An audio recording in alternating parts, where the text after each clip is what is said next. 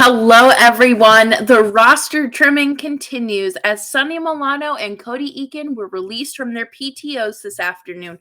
Plus, the Flames have sent down Dustin Wolf, and we do unfortunately have to talk about the repercussions of losing a preseason game 5-0.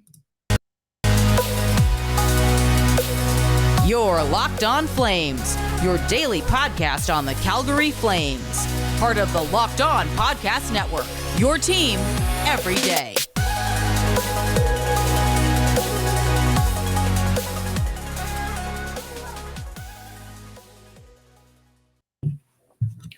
Well, hello everyone, and welcome back to Locked On Flames. As always, I'm your host, Jess Belmosto, and thank you so much for joining me for another episode. And if you're new here, hi, hello, welcome.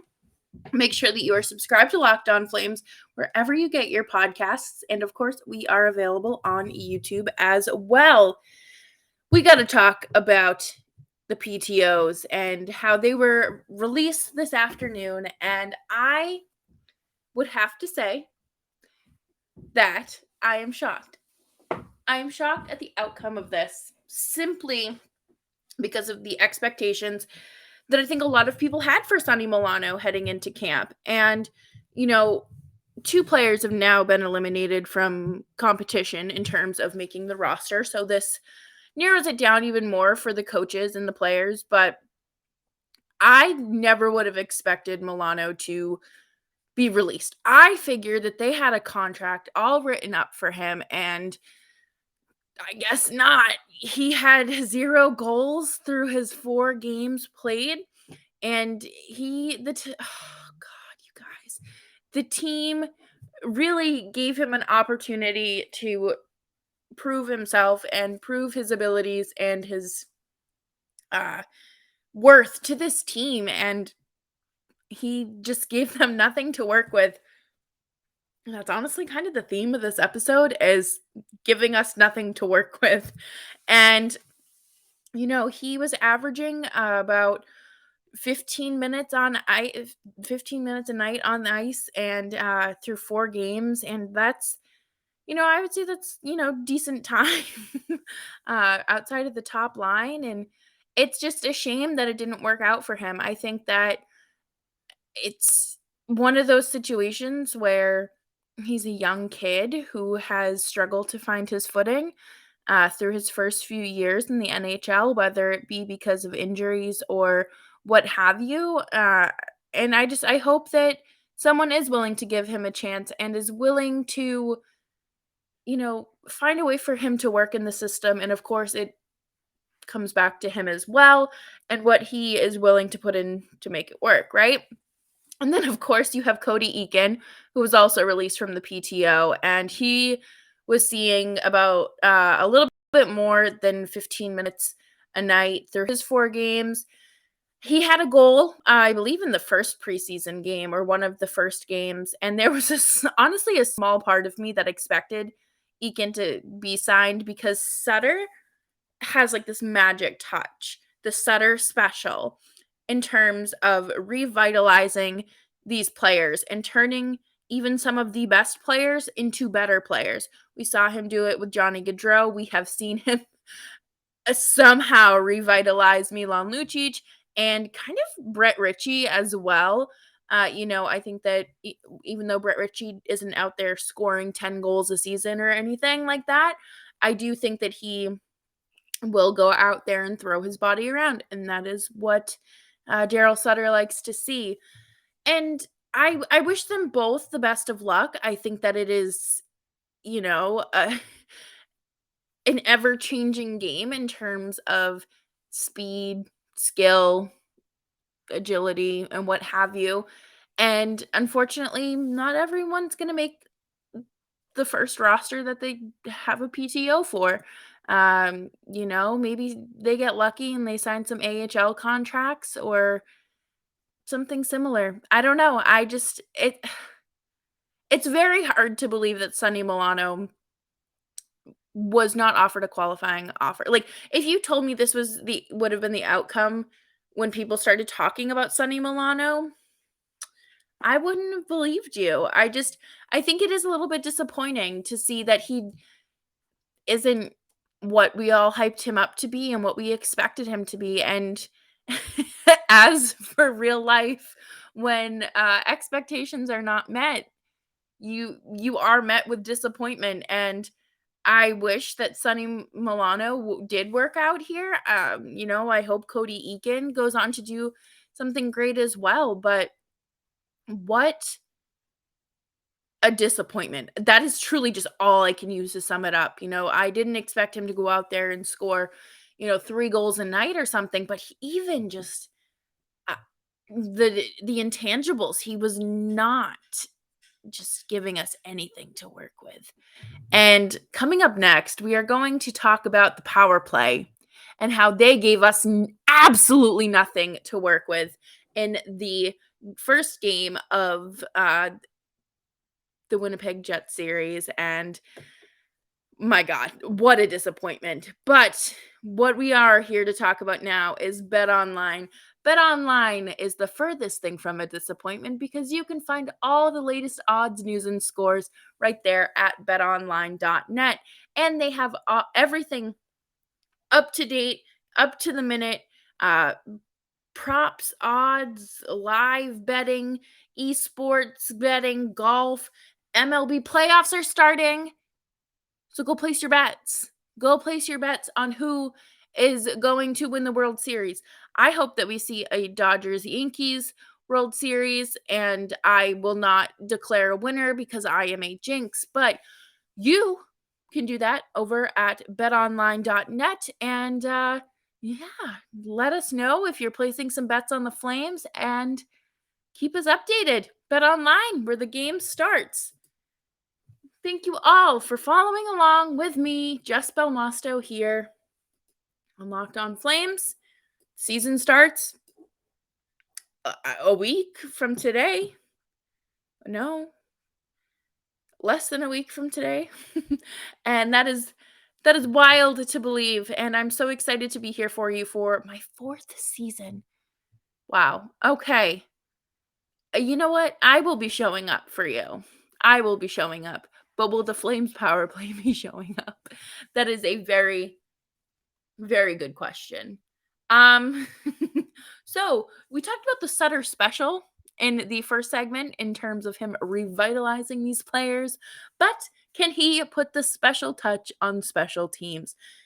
They fell 0 for 6 last night for the second time this preseason against the Winnipeg Jets. And my goodness, watching that game, I was only watching bits and pieces here and there while I was working on some projects, but I feel like every time I looked up, Winnipeg had scored another goal, and I eventually just turned it off because I was like, this is not good hockey. The Flames are not playing good hockey, and I don't know what's happening. But it was a special teams heavy practice today, and the power play units were spearheaded. So the first power play unit was spearheaded by Elias Lindholm, Jonathan Huberdeau, Nazem Kadri, Tyler Toffoli, and Rasmus Anderson. And then the second power play was Mangiapane, Backlund, Dubé, with Noah Hannafin and Uyghur. Why is Dylan Dubé?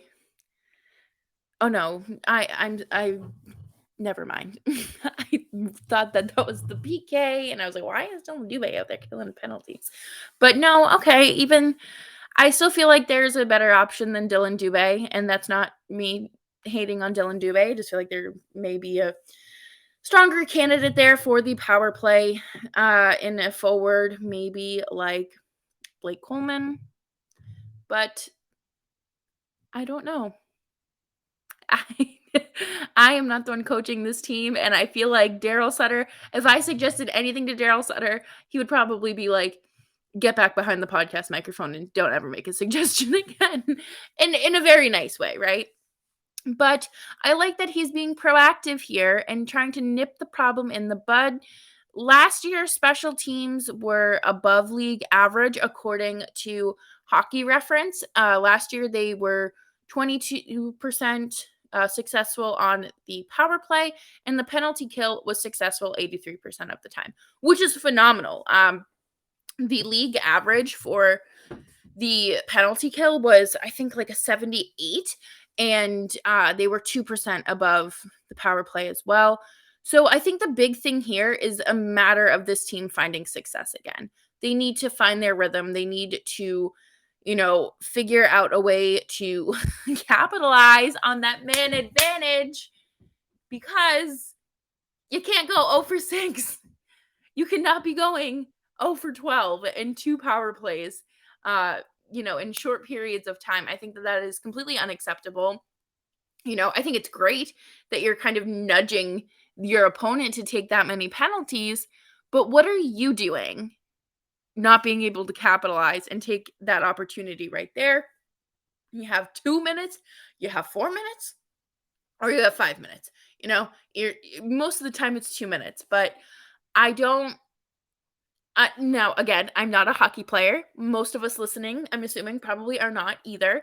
But I feel like it shouldn't be. Now, I'm not saying it should be like 100% successful, but I feel like you have a man advantage, so you should be doing something right there. But I really want to see them figure this out early, and I don't want to see any stretches through the season where, we go 0 for 15, 0 for 30, because that happens to teams, and it's happened to the Flames before, and I would really like to not see that again. Every goal counts, every minute counts, every game counts, every point counts, and I think that with the Pacific Division getting a little bit more competitive this year, the Flames really need to take that into consideration, because I think last year it was easy to just say, "Oh, it's just 2 points against the Sharks. It's okay."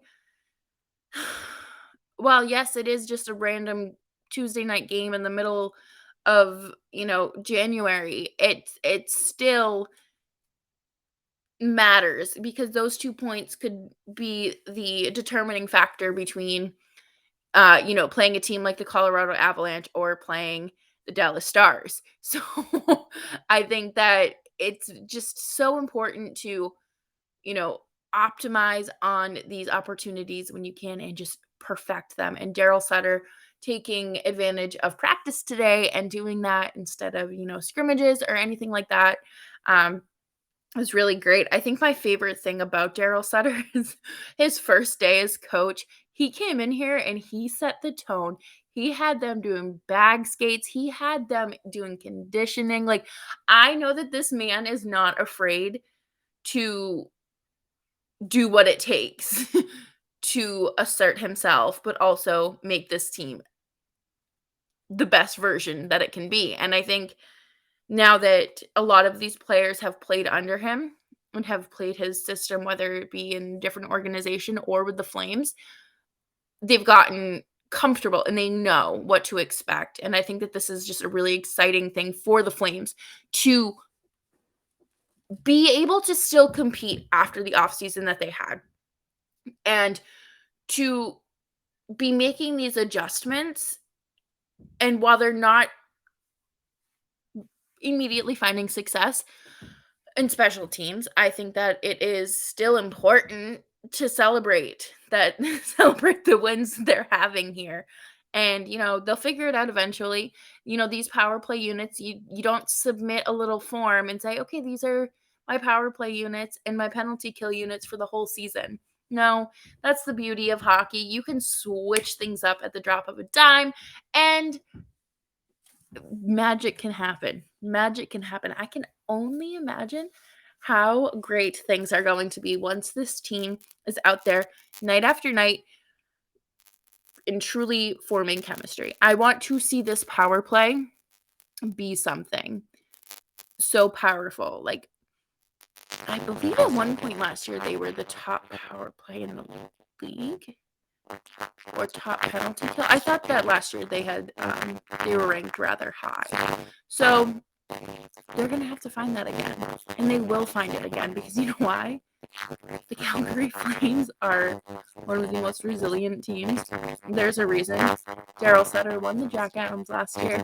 There's a reason why the Flames are still considered Stanley Cup contenders this year. I was listening to something the other day and said that they had the Flames going to the Western Conference Finals. The Stanley Cup final and losing to the Carolina Hurricanes. I don't want that to happen. I want that to win. But the fact that they are still considered contenders after the summer is really great. But to wrap up this Thursday night edition of Locked On Flames, we are going to talk about tomorrow's final, the preseason finale. Can we believe it? Can you believe it? We are. Oh my gosh! I really do feel like the Flames were just eliminated. We're already here. But coming up next, we are going to talk about the home game against the Winnipeg Jets Friday night. Thank you all again for tuning in. I appreciate you so much. And you can follow me on Twitter @SpellMosto. I need the Flames to give us something. Earlier I mentioned how Sonny Milano gave us nothing. I need the Flames to do a 180. I need them to go out here and give us something to work with. There is no way this team can go out and get shut out again. To be pathetic on the power play. Struggle in net. Struggle offensively and defensively. And I mean this. Your inability to score on David Riddick is not a good thing. Not only is he one of your former goalies, he's really bottom tier goaltender. What are we doing here? Just get it together just a little bit, please. And so I just don't want to experience that. And I'm just glad there weren't mistakes were super low. In that awful game. It truly was a one-sided game. Not even just because of the score, because of what the Flames were doing for the lack of I feel like doing anything. They were just standing around making silly mistakes, and it does all come back to fundamentals. And we talked about fundamentals earlier this week, and how important it is to build upon those. And you're nothing without a foundation. You're nothing without fundamentals. There's a reason why when you start hockey, they you work on skating. But and then you work holding the stick while skating, and then maybe getting the puck on your stick. It's baby steps. And this team is far beyond that. And everything that they have accomplished now was built on that very first practice that they ever had. And I think that this team has strong rebounding abilities. They do. I think that they just need to go out there and please give us something.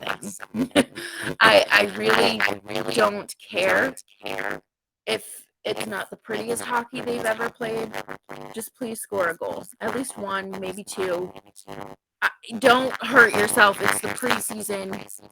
We have players coming back from injury or surgeries and whatnot. And the last thing we need is for that, their recovery to be set back or anything like that. So fingers crossed there. Oh man, if there's a game like that during the regular season, that's gonna be so bad. That the next day at practice, I would assume Sutter is having them just do a lot of, there's going to be serious repercussions there. But again, it's only the preseason, and you can, use that as a teaching moment to have a special teams heavy practice.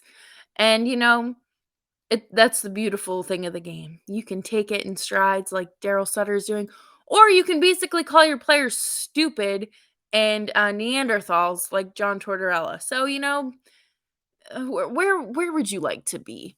My God.